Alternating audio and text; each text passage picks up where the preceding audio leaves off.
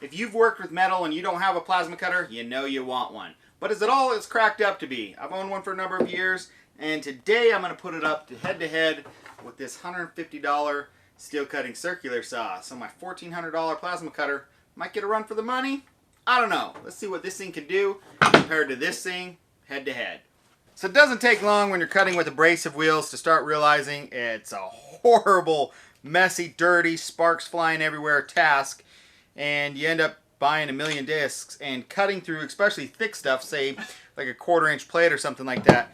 You're going to spend a lot of time with an abrasive disc. So in comes the big guns, the plasma cutter. This is my PowerMax 30XP. I've had this for 3 or 4 years now. Awesome machine. Set me back a pretty penny. I think I paid $1,400 for it, and it's been great. But lately it's been kind of taking a back seat to some of my evolution tools. These carbide steel cutting saws. These are designed just for cutting steel. They are amazing, and I find myself going to this more often if I need to make long straight cuts. I find myself pulling this out more often than I do my plasma cutter anymore.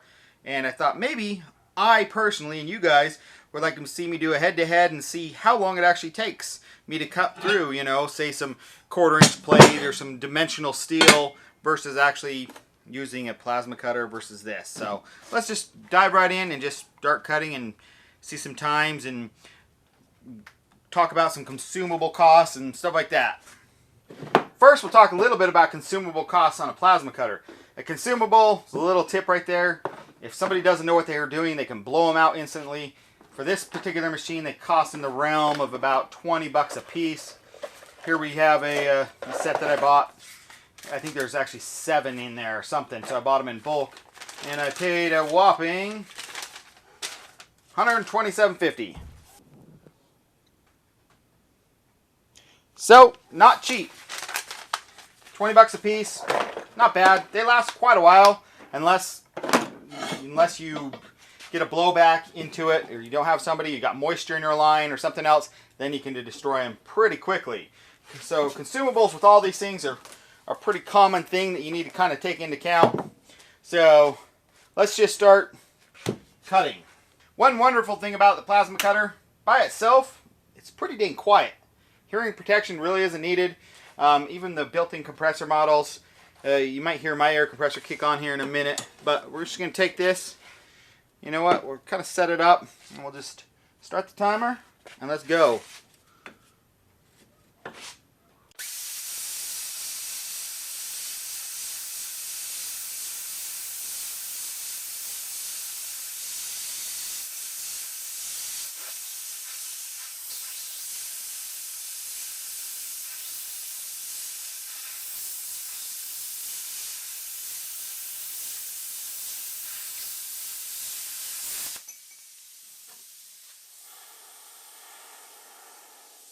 Pretty nice cut. One big bad thing is the slag that we get left over.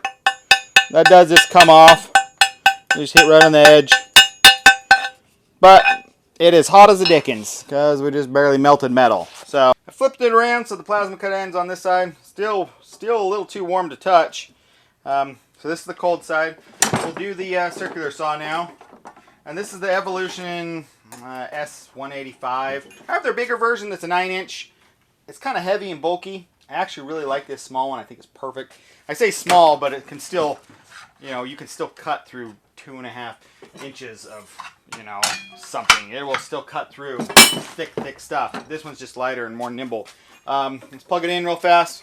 10 foot of cord. That's actually nice. I wish all corded manufacturers back in the day when everything was corded would do 10 feet of cord. Everybody had, like, that was one of the biggest things that you could tell. Cheap tools. Everybody cheated y'all and gave you 4 feet of cord. Anyway, consumables. Consumables on this are about 35 bucks. That's what this little blade costs. This is not a new blade. You can see that I've actually cut quite a bit with it. And they last and last and last as long as you know what you're doing. Just like a plasma cutter, somebody that's inexperienced, or if there's water or something, they can ruin the tip in 2 seconds. Same can happen with this. If you're not stable with your cut, if you let it bind, or you know you're cutting a big floppy piece of metal and the metal joints are flopping everywhere, It can break off some carbide teeth, but even with breaking carbide teeth, they just keep cutting and cutting. So an inexperienced person can ruin a blade really fast, but if you know what you're doing, they last for, you can cut. I've probably cut at least 10 feet through 1/4 inch with this by now. You know, 10 linear feet, but it'll go 30, 40, 50 plus if you know what you're doing. So we'll just see what it does cutting this out real fast. This is loud. That's one of the drawbacks to this. It's loud, but it's just like using a wood cutting circular saw. You know, they put a bigger guard on it. Other things, you put a glass window over here so you can actually see what you're cutting. So when you're on your side, you can actually see exactly what you're cutting through. But let's just go for it. Let's just get along.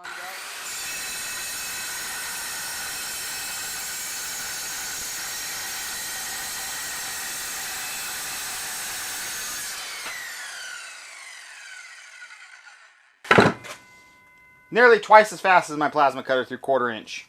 And this, you know, this I've taken it through 1/2 inch. It goes and goes and goes. And I take my piece, I can hold it. A little bit warm. I would not dare to do that with the piece I cut off the plasma cutter. Now we'll take my edge. Let's take a look at the edge.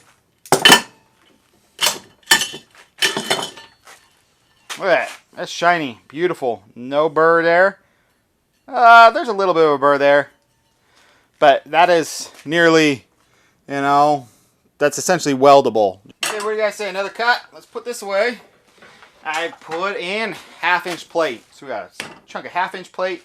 If you tried to cut through this with a abrasive disc, this would probably take you probably take you 5 Harbor Freight discs and 1 to 2 really high-end discs to get through this, just this 8-inch chunk, 1/2 inch thick. So let's just fire it up. Let's put on our special goggles, crank this up to max, power it up, and let's go.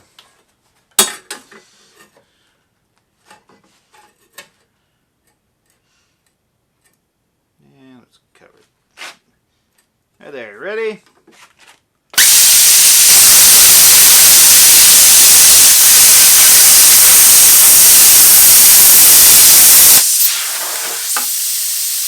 Forgot to set the timer.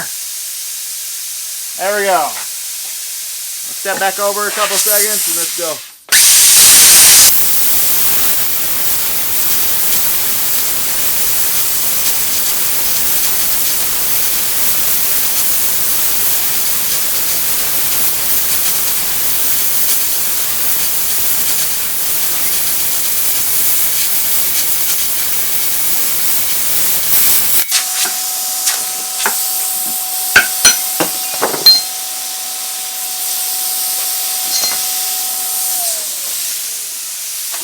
So I use my silver pencil to make myself a mark, and I'll watch it through this little glass window right here. You can see it on this side, which is, you know, you don't have to lean over like this, like most circular saws. So I can just watch that little line inside here, and we'll just go through the same 1/2 inch stuff and see how long it takes. Come on. So we took 1 minute and 12 last time, and it's probably moving a little faster than it should have because I do have some slag that kind of pushed back up into my kerf. So reset and start.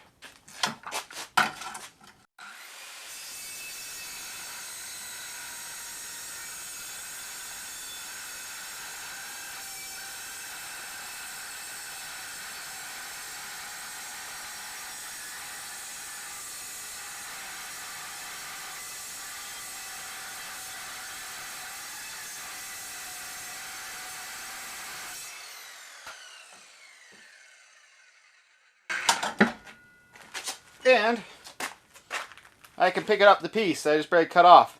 There's still heat from the, we can look at both the cuts actually. Wow. Let's see if I can get you in here.